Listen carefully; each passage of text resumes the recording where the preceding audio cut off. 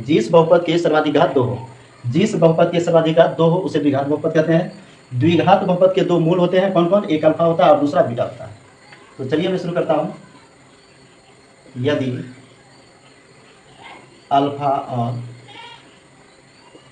Beta, यदि alpha और beta द्विघात बहुपद ax square plus bx plus c के शून्यक हो, तब हो जाएगा मूलों का योग। मूलों का योग मैंने अभी बताया कि द्विघात बहुपद होता है क्या? तो जिस बहुपद का सर्वाधिघात 2 हो उसे द्विघात बहुपद कहेंगे। दूसरा बात, इसके 2 शून्यक होते हैं, कौन कौन? एक अल्फा और दूसरा बीटा। या मूल कितने होते हैं? 2, कौन कौन? अल्फा या बीटा। तो मूलों का योग की बात किया है, तो अल्फा और बीटा इसे क्या है? शून्य या मूल है। तो मूलों का योग की बात किया है तो अल्फा प्लस बीटा हो जाएगा। अल्फा प्लस बीटा, मूलों का योग कहिए या अल्फा प्लस बीटा कहिए, बात बराबर है। इसके बराबर हो जाता है सूत्र माइनस बी बटे ए। एक और होता है मूलों का गुणनफल। मूलों का गुणनफल, मूलों का गुणनफल, जैसे मूलों का योग था, मूल था अल्फा बीटा, योग था तो अल्फा प्लस बीटा हो गया, उसी तरह मूलों का गुणनफल होगा alpha into beta. Alpha into beta बराबर हो जाएगा इसका सी बटे ए। ये हो गया द्विघात समीकरण। एक आता है त्रिघात बहुपद। त्रिघात बहुपद का मतलब होता है जिस बहुपद के सर्वाधिघात कितने हो? 3 हो। जिस बहुपद के सर्वाधिघात कितने हो? 3 हो, तो उसको त्रिघात बहुपद कहेंगे। तो चलिए मैं इसके बारे में थोड़ा सा बता देता हूँ। इसके 3 शून्यक या 3 मूल होते हैं, किसके? त्रिघात बहुपद के। यदि अल्फा कमा बीटा और गामा, यदि अल्फा कमा बीटा और गामा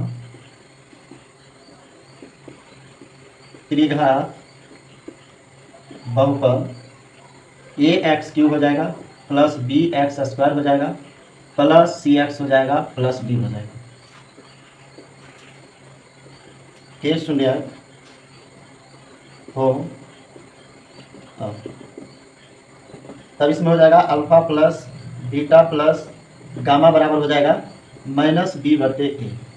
मूलों का योग। एक होता है alpha into beta plus beta into gamma plus alpha into gamma बराबर होता है इसका सी बटे ए। एक और होता है alpha into beta into gamma बराबर इसका हो जाता है माइनस में डी बटे ए। ये था त्रिघात बहुपद का। त्रिघात बहुपद के 3 शून्यक अल्फा बीटा और गामा। इसका होता है त्रिघात बहुपद ए। किस प्रकार का होता है त्रिघात बहुपद? ax³ plus bx square plus cx plus D के प्रकार का होता है। और इसके 3 मूल या शून्यक होते हैं, अल्फा बीटा और गामा। अब यहाँ पे देखिए मूलों का योग alpha plus beta plus gamma बराबर होता है माइनस बी बटे ए। फिर होता है दो मूलों का गुणनफल का योग। दो मूलों के गुणनफल का योग। देखिए 2 मूल गुना प्लस 2 मूल गुना प्लस 2 मूल गुना बराबर होता है सी बटे ए। और एक होता है तीनों मूलों का गुणनफल alpha into beta into gamma बराबर माइनस डी बटे ए, ये होता है। तो चलिए मैं यहाँ पर कुछ इसके बारे में बेसिक जानकारी देता हूँ। अब देखिए यहाँ पे मूलों का योग था अल्फा प्लस बीटा, इसका सूत्र हो गया माइनस बी बटे ए। माइनस बी बटे अगर ए हुआ है तो इसका ये बी आया कहाँ से, ए आया कहाँ से, ये मैं आपको अच्छे से समझाता हूँ, ध्यान से देखिए।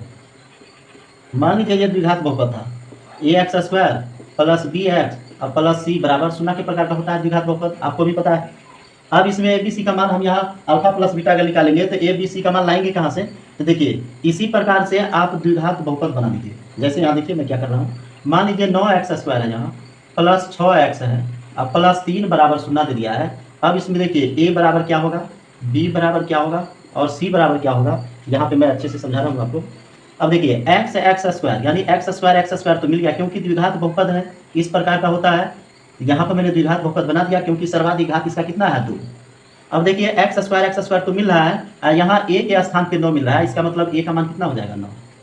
फिर आगे चलिए अब b के देखिए b इसमें है तो इसमें क्या कीजिए x का तुलना कीजिए, तो x तो मिल रहा है, यहाँ b के स्थान पे कितना मिल रहा है आपको 6 मिल रहा है, इसका मतलब b बराबर कितना हो जाएगा 6। ठीक, अब उसके बाद देखिए c यहाँ 3 है तो c बराबर कितना हो जाएगा 3। सबसे पहले यहाँ पे देखिए 9x स्क्वायर ये 4 हो गया, यहाँ 6x है तो ये भी 4 हो गया, यहाँ अगर सिर्फ 3 है तो इसको बोलेंगे अचर। क्यों?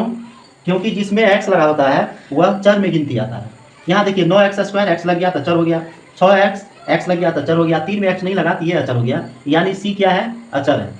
बी एक्स एक्स एक्स मिलाइए बी बराबर 6 मिल गया, x² मिलाइए ए बराबर 9 हो गया। अब मैं आपको एक और यहाँ पे बता रहा हूँ, ध्यान से देखिएगा।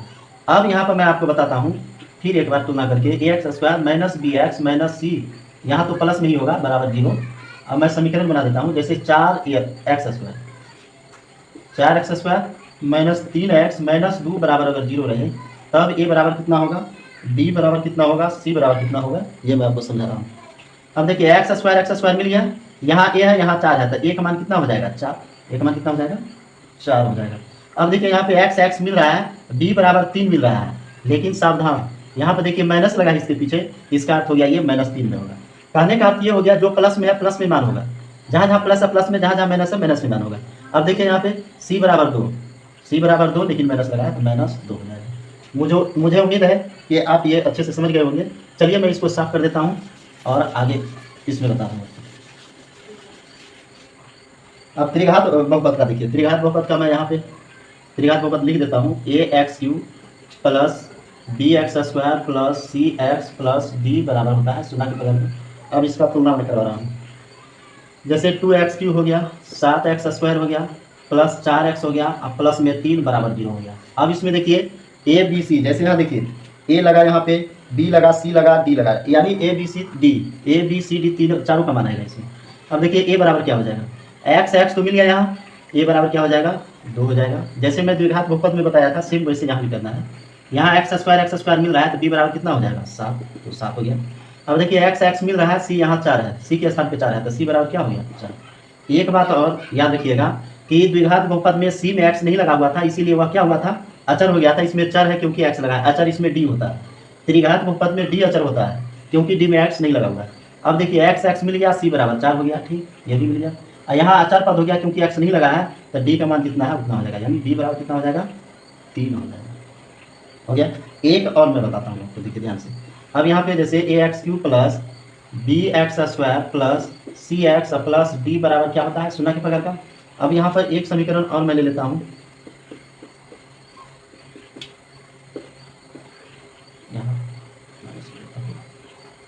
अब देखिए, अब यहाँ पे a बराबर निकालिए, x मिल गया तो a बराबर 9 हो जाएगा, x³ मिल गया ना, हाँ, तो a बराबर क्या हो जाएगा 9। अब देखिए स्क्वायर इसमें मिल रहा है तो b बराबर कितना हो जाएगा 7, तो 7 लिखिए। x मिल रहा है, c बराबर कितना हो जाएगा -7, तो c बराबर -7 हो जाएगा। अब d बराबर 3, अचर पद हो गया, -3 है तो -3 हो जाएगा। ये मान हो गया। अब ये मान लिखने के बाद आपको समझ में आया होगा, अगर नहीं समझ में आएगा तो इसको दोबारा देखिएगा, समझ में आ जाएगा। चलिए मैं अब इस पर सवाल बताता हूँ आपको कि मान कैसे निकालेंगे आप। अब चलिए एक यहाँ स्टार्ट देखिए मैं दे रहा हूँ, यदि द्विघात बहुपद 6x² प्लस 4x माइनस 2 के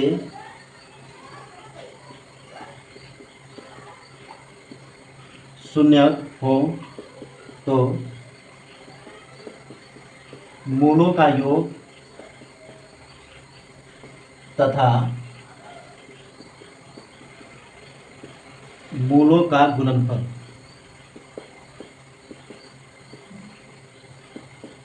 ज्ञात हो। चलिए मैं सवाल लिख दिया, आप सॉल्व करता हूँ। सबसे पहले इसमें अल्फा बीटा कहीं लिखा नहीं है, यहाँ लिख दिया डायरेक्ट मूल, तो मूल मानना पड़ेगा। माना कि मूल अल्फा तथा बीटा है, ठीक। उसके बाद मूलों का योग निकालने के लिए बोल रहा है, तो द्विघात बहुपद है क्या, उसको पहले लिखिए।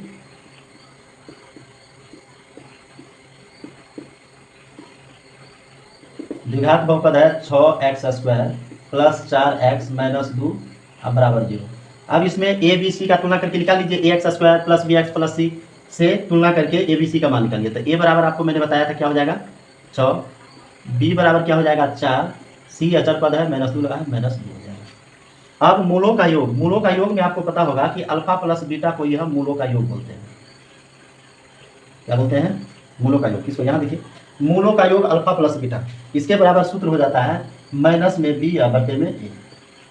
अब देखिए माइनस बी, माइनस सूत्र से बी का मान 4 तो 4, आ ए का मान कितना 6 तो 6, ये कट जाएगा तो कट के हो जाएगा -2/3, काट लीजिएगा।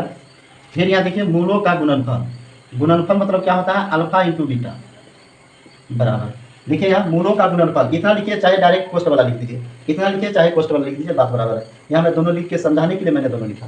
अब अल्फा इंटू बीटा कर लीजिए यानी मूलों का गुणनफल, तो मूलों का गुणनफल होता है alpha into beta. Alpha into beta का सूत्र क्या हो जाता है बराबर C/A हो जाता है, क्या हो जाता है C/A।